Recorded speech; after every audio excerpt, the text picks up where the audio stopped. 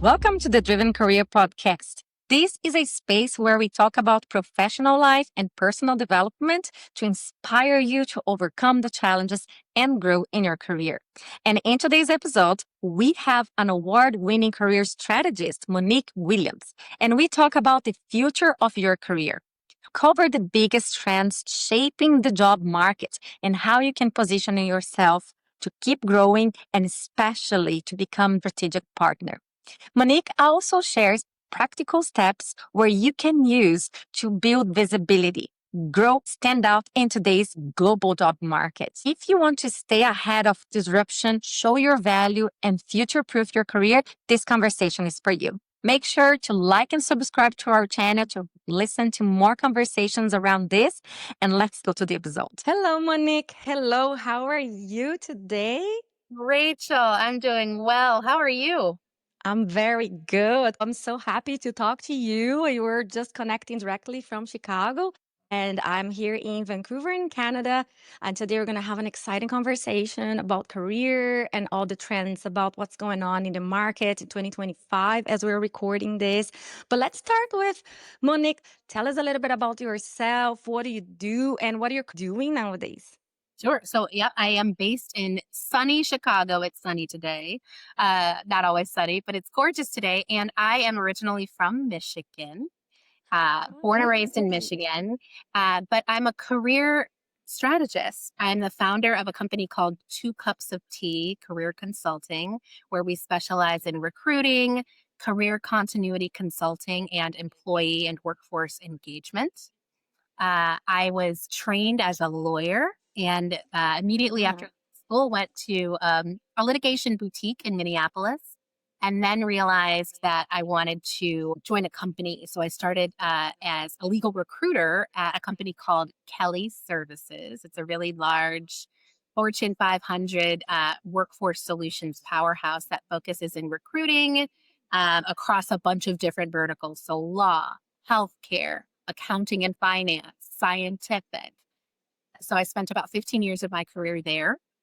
And then I was recruited to become the CEO of the nation's largest woman owned search firm for in house lawyers and built a team there. And then after a successful exit, I started Two Cups of Tea Career Consulting. And I've been working with my team ever since. And it's just been fantastic. Wow, what a journey. I love the name of your company. Did you create that? I did. I did. People ask me all the time, how did you come up with the name? And I'll tell you, Yeah. the version is that my husband and I have two sons, and we Mhm. routinely refer to them as our two cups of tea. There's a long story there. And so I thought, oh, well, I'll just name the company Two Cups of Tea. There wasn't a lot of thought that went into it. Some people would ask me, well, how on earth are you going to scale a company called Two Cups of Tea? And I said, I'm not. I'm here just to sort of focus on one career consulting. And then before we knew it, we had a really successful business. So that's how the name Two Cups came into play. We don't sell tea, but I really, really like the one-on-one nature of career consulting. And so I just realized later on that there really isn't a lot you can't solve after having two cups of tea with a strong career strategist. And so that's kind of where the name came from. I love it. This is the vibe that I got actually when I got to know your company and the name. I thought it was just so like, it just sounds like comfortable. Let's talk over tea. It's so common. We like, let's go over, like, let's go for a coffee or let's talk. And I just thought that was like sounding very inviting. So that's interesting. It's the vibe that we certainly try to achieve. And usually, when people come to Two Cups, they are usually in the middle of some sort of a career crisis. And we really do want to make sure that we can sort of allow them to drop their shoulders a little bit, focus and share and strategize all in an environment that feels very warm, welcoming, affirming, and effective. Yeah. Yeah. And nothing better than talking over coffee or tea and really sharing our thoughts. Well, okay. So interesting. I am very excited to talk to you today, Monique, because of your background, all of your experience, and also as a career consultant. I am here in Vancouver as well, helping driven professionals with their career throughout my experience with HR. So that's why I'm very excited to hear from you, your perspective, and from the market where you are at, and from all the clients that you have worked throughout the years. So let's start from talking about the foundation. So we are in a world that it's changing so quickly. What are the foundational trends that you see shaping the job market? I really love this question, Rachel, because it sort of forces us to consider factors that run sort of contrary to traditional projection practices. So, what I mean by that is, usually we've all heard the term, right? Past performance is kind of a strong indicator for future outcomes. Frankly, I feel like that thought process can be thrown directly out the window at this point because it's not about past performance anymore. It's about what have you done for me tomorrow? Right? So when we think about trends and the way that trends are shaping what we'll see within the next 3 to 5 years, we really aren't looking so much at past performance as much as we're looking at future performance and what our workforces will be able to bring to the table today that we can use to impact tomorrow. So, some of the trends I hear now when I'm talking to chief legal officers, chief talent officers, chief people officers, right? People within the HR space is that what got a candidate the job isn't necessarily what's going to keep the candidate in that job, right? And what I mean by that is that, there are some really staggering statistics about how people and how often people are using AI in their job search. So the data tells us that right around 72% of job applicants are using AI to help them in their job search. Roughly, 45% of applicants are using AI to help with cover letters and resume drafting and preparing for interviews and even some compensation negotiation talks.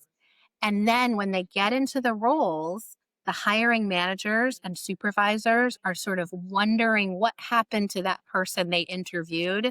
And we're seeing a different kind of person and a different kind of talent that isn't necessarily tied to Chat GPT or to some other tool when they're in the process of doing their work.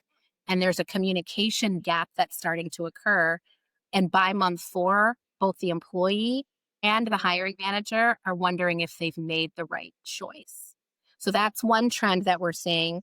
What sort of got you the job won't necessarily keep you the job. And by month 4, we're seeing that sort of come into play and people are losing their jobs. Month 4 is a really, really dangerous time of in a person's career. That's true. And what are the things that they could do just to improve that, Monique? What have you seen the professionals doing that they can avoid that problem? Yeah, it's such an important question. People aren't talking about this. So, first and foremost, I am a strong advocate of AI. I think it's a tool for effectiveness, efficiency, and creativity. But I like to use AI when I do use it as sort of a sparring partner, as opposed to something that's actually drafting anything for me.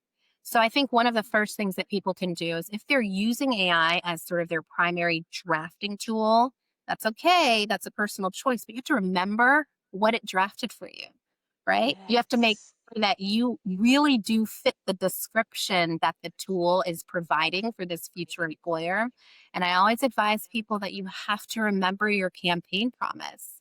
You absolutely have to remember what you're promising throughout the interview and vetting process, because trust and believe that by the time month 4 comes around, people are going to ask you how you measure up against what you told them you would do. The honeymoon stage is over at that point, and that's when the expectation is that you're going to do what you promised. Yeah. And also, the market is so competitive. I think as more personality you bring into the work, into the workplace, and to the peers, like really demonstrate who you are, I believe that's the best way to succeed. Mhm. And if you don't get that job, sometimes that's okay because Mhm. maybe that is not really a fit for your own personality, right? That's right. Yeah. If you're feeling once you get into a role that you're sort of having to walk on eggshells or look over your shoulder, or you're constantly having to refer back to AI or back to sort of a research personality before you can sort of make any move at work, there's a problem there. And so we just like to do whatever we can to avoid getting ourselves into that position at the outset. Yeah, totally agree. So, Monique, what are the biggest mindset shifts that the professionals should make to be seen as strategic partners? I see that you share a lot about this topic in your content, and I love that. I totally agree that that's how we need to bring ourselves to the workplace as a strategic partner and Mhm. also learn how to demonstrate that. So, how do you advise the professionals to work around this mindset shift to start positioning themselves like this? I think it all starts in the interview process, really. A lot of times we will have conversations with our interviewers and we're feeling like we're pitching ourselves or we're having to prove our value or our worth and sort of having to run through the entirety of our resumes and making sure that they understand just how valuable we are. And there is a place for that. And certainly there is space to highlight your successes, but I always like to advise people that it's important to stop pitching and start partnering. So once that person finishes their interview with you, they really should feel like they had a conversation with a future colleague as opposed to an applicant who's really trying to pitch themselves for the role. I like to tell people that people should feel like they just left a strategy session with you. And one of the ways I think it's important for you to sort of prepare for interviews in that regard is to think about yourself, not as an applicant, as someone, excuse me, who's a future employee there.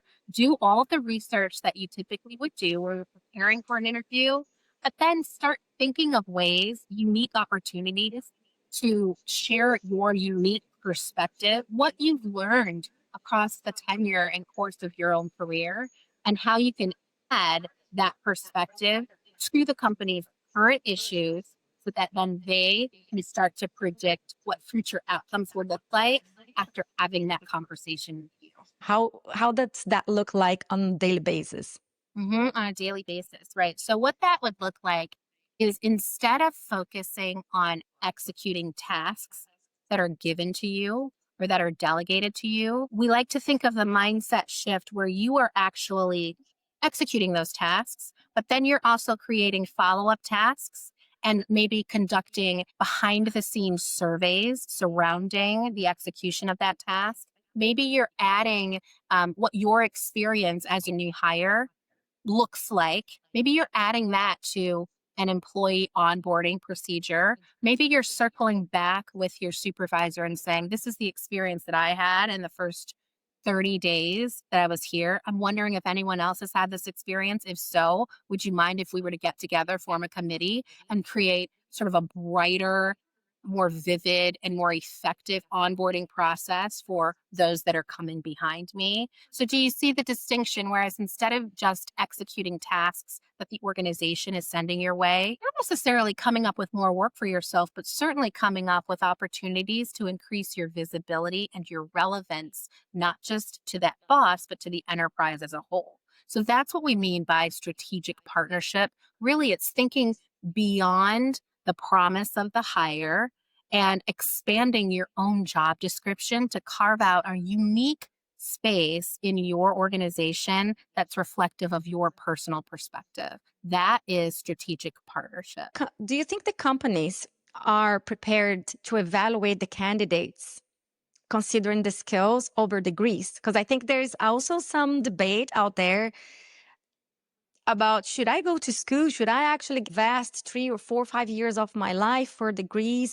What do you have to say about that, especially considering those professionals in some of the different industries? I think that would be nice for us to touch on that. Yeah, that's another trend that we're seeing, right? And sort of the headline that I've created for that particular trend is that we're seeing skills over pedigree. And what's so interesting about that is that, of course, for some sort of traditionally conservative industries like law, finance, right? Industries like that, professional services, the degree is a prerequisite, right? You can't be a lawyer without having the degree. However, what we're seeing in the in house space for lawyers, so lawyers that are working for companies as opposed to law firms or private practices, What we're seeing is, in addition to sort of the must haves on typical job descriptions, we're seeing sort of the preferred qualifications or the nice to haves. More and more and more, we're seeing a preference for people who have taken some sort of AI training. That's huge specifically for lawyers because there just are not a lot of in-house lawyers, certainly not a lot of private practice attorneys that have dived and sort of focused their practice solely and exclusively on artificial intelligence and machine learning, right? That demonstrated curiosity in gaining additional exposure and education around artificial intelligence is something that will catapult a candidate closer to the top of the list for consideration than the candidate that is extremely pedigreed, right? So now this isn't, I don't want to make any sort of broad generalizations, but certainly if you're in the process of thinking about making a change, a job switch, or if you're in the process of thinking about skills that you can sort of amass to sort of promote a promotion within an organization, these are the types of things that make sense to think about. And those skills are transferable to dollars. Companies are valuing that experience and they're paying for it. So it's absolutely important to start thinking about, skills enhancement over pedigree. I've noticed that. I wonder how's that going to be in the future for our kids? Because in the past, at least I went to school, you invest years for that. And then nowadays, I'm seeing that, let's take as an example in HR, I've Mhm. seen some positions that they are even mentioning on their job description that maybe even if you don't specifically have that degree, it's fine if you have some experience that you find that is a transferable skill. Yeah, and I think it's important to just sort of think about for the future, certainly for our kids, but absolutely for people who are in the job market now or who are just entering the job market. Um, there just aren't a lot of people out there with that specific skill set yet, but they're gaining those skills. And so the job market is going to look very different a year from now, 2 years from now, with the people who are sort of in these programs right now and will be certified by that time. If we think that it's a difficult job market now, just wait until a year or two when people who are really preparing themselves for this switch, when they're sort of re-entering the market with an additional set of skills, things are going to get very competitive. Yes. And we also have to add the factor that with the remote work, a lot of companies are going global. So, It's true. And we're already in a global marketplace and we should certainly make sure to remember that element isn't going anywhere either. and then Monique, so once we are in, so we have these professionals, they made it, they got that beautiful opportunity and they're working. And let's touch now more into how these professionals can build their visibility, their influence, and get that promotion or step up maybe to a leadership position. So what are the things that you think that we could share today that would be helpful for these professionals to get prepared? hmm Well, certainly, first and foremost, it is job execution, right? So it is really important to make sure that you understand the full scope of your role. And it's really important to make sure that you've positioned yourself to succeed in that role. The things that you promised, right? Your campaign promise, the things that you promised when you interviewed are the things that you're going to be judged for and sort of evaluated on as your tenure with the company increases. So that's first thing. You have to execute the job that you were hired to do. The second thing, obviously, is what we were talking about a while ago, just sort of being creative about becoming a strategic partner and thinking beyond the box and scope of your job description. What can you add? What specific and unique perspective are you able to add based on the knowledge that you're gaining while you're executing your role? And then finally, I think it's really important to remember that we're navigating a workforce right now that we've never navigated in the past. And that means that we have 5 generations that we're dealing with. Place, right? We talk about this all the time. And not everyone within those 5 generations are truly interested in being visible. And so I think while it's important for us to make sure that our level of influence is appropriate for our positions, and certainly our levels of influence are appropriate, I think it's also important to remember that loyalty has shifted employee loyalty has shifted, right? So there's a certain subset of the workforce that is not the least bit interested in becoming a lifer with an organization. They're interested in jumping from one opportunity to the next. We're still dealing with a subset of the workforce who really believes in sticking in that job and staying there for as long as humanly possible and everything in between. And so when we talk about visibility and when we talk about influence, we work with so many clients who will say to us, I'm not a big fan of LinkedIn. I'm not on social media. I don't want to be on social media. I don't want to be out there. That's okay. But it's really important to understand that you could be left behind if you decide not to have a LinkedIn page at all. Recruiters live and die by LinkedIn. And so if your interest lies in finding another opportunity, a better opportunity, being promoted, not necessarily from within your company, but for with another company, they need to be able to find you. One of the tiny tips that I always will add in sort of the resume drafting practice that we have, just a tiny tip. It's really important for you to add a hyperlink to your LinkedIn profile or digital footprint on the top of your resume. People are not, recruiters in particular, are not going to spend a ton of time when they have 300 candidates to get through searching for you on LinkedIn by going to LinkedIn and trying to type your name, looking back at your resume, typing your name in, all the better if you relieve them of a couple of keystrokes and make it really simple for them to click and learn more about you from your LinkedIn profile or other digital, you know, landing page than they would by reviewing your resume. So again, this whole idea of visibility and influence, there are some people that are like, I don't want to be seen. That's okay. But you just have to know and understand how that's going to impact your career trajectory.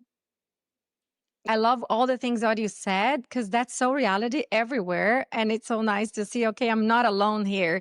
I'm Oh, always talking so much about LinkedIn and I see some resistance. I see even like some friends, they're like, I don't even touch LinkedIn. yeah. But yes, you might get behind the game here because there are recruiters across the globe, maybe looking into your profile. You could get a very nice opportunity that could just change the course of your career.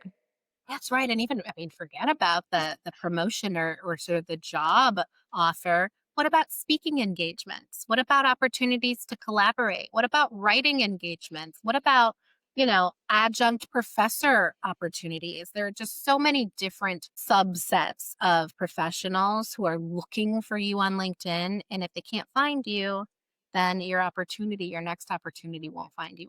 I think we live in such an interesting time that, but it's really um, making people leave their comfort zone. In You all nowadays, you really need to keep learning new tools. You need to keep yourself updated. You need to improve your communication, especially communication, right, Monique? How important that is when we think about how you can be competitive Mhm. to either keep growing your career in the company you are at or get that visibility in the market and maybe get a message from a recruiter across the globe. That comes down to a list of skills that you need to be prepared to demonstrate. I think that's right. Yeah, we think of those as soft skills, right? So we sort of anticipate and expect that you're going to have the requisite skill set from a hard skill perspective, right? You're going to have practice experience in that particular area, or you're going to have the experience that you need. But one of the things we can never take for granted is that you know how to talk to people, you know, to offer someone a tissue when they're crying, Yes. right? Those sorts of things. And I think that those soft skills are going to become even more important in this digital age and this age of artificial intelligence. People are craving, whether they're sort of admitting it en masse or they're sort of whispering about it when they get home, people are still craving connection. And that's Yes. something that's not going anywhere. And so anything that you can do, anything that we can do to improve our ability to communicate, to improve our ability to sort of bring people together, making people feel psychologically safe at work, that's such a huge deal. Making sure that people understand our method of leadership and that we're not there to alienate, but we're here to be inclusive, affirming, right? Supportive of career growth within our organizations. Otherwise, we're going to lose our talent to people that are looking for that feeling of connectivity elsewhere. The soft skills, I think, are everything. And they usually are we're sort of used to overlooking them, and they're probably one of the most important things that you can bring into your toolkit. I agree. I think that is actually the highlights for 2025. Mm. Moving forward, I think we just need to really work on being a better human every day. I love what you mentioned about the compassion. That is definitely what makes the difference, especially for leadership. I just want to go back to something you mentioned that I also love. We can't really talk about that, but I love mentioning the 5 generations together in the workplace. That's another thing that if we work on some specific skills, in terms of actually like basic skills, sometimes like just to be this better human, Yeah. that is going to accomplish the work that needs to be done to have these 5 generations working together. I can't tell you how many times I have spoken with people either in upward review processes or 360-degree leadership review processes. I can't tell you the number of times that I've heard people say just because someone is a good employee does not make them a strong leader. Just because someone is a strong lawyer does not make them a leader that we want to follow, right? And so again, the humanity of work, right? That's sort of a Yes. phrase that we're hearing all over the place. It's a thing, it's a real thing. And it's something that, it's not just a talking point, it's something that comes up in everyday conversations. And whether your employees or your colleagues are saying anything again or not, they're feeling it and it's coming out in surveys, it's coming out in their feedback. It's coming out with, people sort of will vote with their feet. They'll walk right out the door without you really understanding why they left. And so, um, I just think it's something that's really important to continue to talk about. We can't overstate the importance of connectivity in the workplace. And so that's very much a tenet of the work that we do at Two Cups. Thank you. And there's also that saying that people don't leave their jobs, sometimes not specifically because of the jobs, but maybe because of their leadership, because of their managers. So I believe that more than ever, the better managers, better leadership will always make a difference in the workplace. Well, Monique, there's so much we could talk about, but for the sake of time, we are going to start wrapping up here. So, what would be like a drop of wisdom, let's say, that you would like to leave with our audience today? Well, I think the most important piece of career advice that I've ever received is to always be prepared with two really good questions. And I think that's it's as true in business as it is in life. And in my experience, that exercise has been sort of formulaic in nature, right? So my two really good questions usually start. The first question is usually to gather any information that you'd like to share with me that we haven't covered yet. So that gives me the opportunity to learn more about that specific issue at that particular time, which then leads me to my second question, which I think is more important than the first. It's the follow up question. And that allows me to gain more granular, detailed information about the nuance of a situation that then, if appropriate, I can use to sort of craft my unique personal perspective to drive greater outcomes for the individual that I'm talking with, right? So you ask a really clarifying question about additional details, and you ask a really granular, specific follow up question. And then, if appropriate, and if you have information to add that will assist that person in solving a problem, you add it. And if you don't, and this is the important part, you don't, right? I think we presume a lot, and the tendency as leaders is for us to offer executive level solutions to field based challenges. And we presume that we know more because of our titles, when in fact, we don't know anything more than the people who are in the trenches day in and day out. Right. So Yeah. I think that's the most important career advice I've ever received. Always be prepared to ask two really good questions. Always be prepared with 2 questions. That's lovely. Monique, it was so good. Thank you so much for your time. Thank you for sharing so much wisdom with us today. So, if people want to learn more about your work, where they can find you online? Yeah. Rachel, thank you so much for having me. This has been lovely. People can always find me on LinkedIn. We have a professional development newsletter called Lessons from Our Sessions. So they can always subscribe to that. We're always sort of sharing, with permission from our clients, sharing really curated professional development stories. And you can always direct message me on LinkedIn, and I'd love to welcome you to our community. Great. Thank you so much, Monique. Well, thank you for sticking here with us to listen to our podcast. Monique and I, we really hope that you felt inspired, that you learned, and that you remember to always have two prepared questions to keep growing and highlighting your professionalism wherever you are at. So if this is something that is interesting for you, feel free to reach out to Monique and learn more about her work. And I'm also here from The Driven Career, excited to help you to grow in your career, to get that visibility, help you to lead your career for that next step that you are dreaming for. We are ending here our episode. We'll come back next week. And until then, stay driven. Stay driven.